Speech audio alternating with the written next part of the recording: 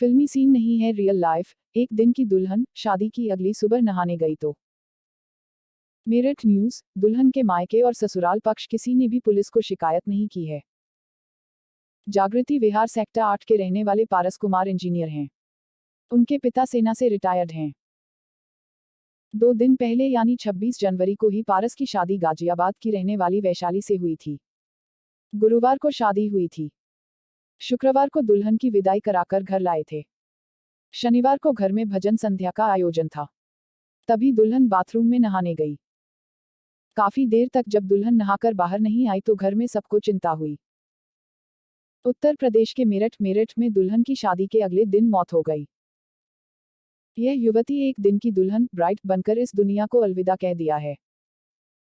जी हाँ, ये फिल्मी सीन नहीं है बल्कि रियल लाइफ की हकीकत है। ससुराल में अगली सुबह जब नवविवाहिता नहाने गई तो बाथरूम में गैस लीकेज के कारण दुल्हन का दम घुट गया और उसकी मौत हो गई। बेटे की शादी को लेकर अभी खुशियां चल ही रही थी, लेकिन एकदम से दुल्हन की मौत ने इसे मातम में तब्दील कर दिया।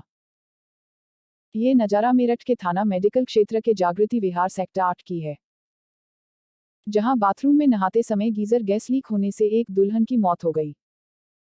दुल्हन सुबह नहाने के लिए बाथरूम में गई थी। जब 15 मिनट तक बाहर नहीं आई तो सास ने बाहर से बाथरूम का दरवाजा खटखटाया। कोई आवाज नहीं आने पर उन्होंने तुरंत परिवार के अन्य लोगों को इसकी जानकारी दी। सभी ने मिलकर करीब 20 मिनट बाद दरवाजा तोड़ा। अंदर गए तो देखा एक कोने में दुल्हन बेहोशी की हालत में पड़ी हुई है। आनन फानन में कार से अस्पताल लेकर गए, जहां डॉक्टरों ने मृत घोषित कर दिया।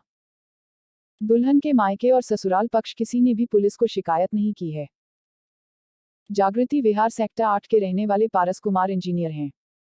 उनके पिता सेना से रिटायर्ड हैं। 2 दिन पहले यानी 26 जनवरी को ही पारस की शादी गाजियाबाद की रहने वाली वैशाली से हुई थी। गुरुवार को शादी हुई थी। शुक्रवार को दुल्हन की विदाई कराकर घर लाए थे। शनिवार को घर में भजन संध्या का आयोजन था। तभी दुल्हन बाथरूम में नहाने गई। काफी देर तक जब दुल्हन नहाकर बाहर नहीं आई तो घर में सबको चिंता हुई। घर की महिलाएं वैशाली का इंतजार कर रही थीं। तभी सास ने दरवाजा खटखटाया और दुल्हन की मौत का पता चलता ही होश उड़ गए। आनन फानन में बहू को जिस कार में वो विदा होकर आई थी, उसी सजी हुई कार में आनंद अस्पताल ले गए, जहां डॉक्टरों ने उसे मृत घोषित कर दिया। परिवार के सदस्य शव को लेकर घर आए और मायके वालों को बहू की मौत की जानकारी दी। वैशाली के परिजन भी मेरठ पहुंचे। यहां उसका अंतिम संस्कार किया गया। पारस के भाई ने बताया कि गैस गीजर से गैस के रिसाव के कारण मौत हुई है।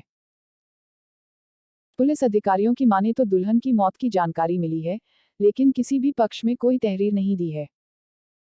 परिवार वालों ने सहमति से अंतिम संस्कार कर दिया है।